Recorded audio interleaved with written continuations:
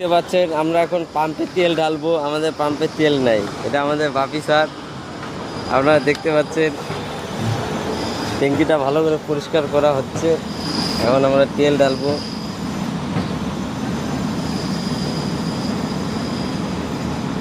5,000 টাকা লিটার এই তেলটা। এটা দিয়ে ভালো ভালো চপ বানানো যায়, দেখতে পাচ্ছেন।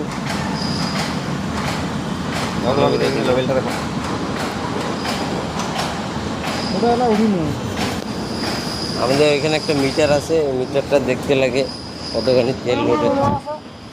লোড করে দেওয়া করে বেশি লোড করলে এখন যেদিক সেদিক করবে। বাস বাস থাক থাক থাক দিতে হবে। মার ঢেলে দে ঢেলে দে সব। বেশি দিকটা এদিক সেদিক করবে এখন। হ্যাঁ লোড হচ্ছে লোড হচ্ছে। লোড হয়ে মার মার বাস স্যার স্যার স্যার হবে, ঠিক আছে।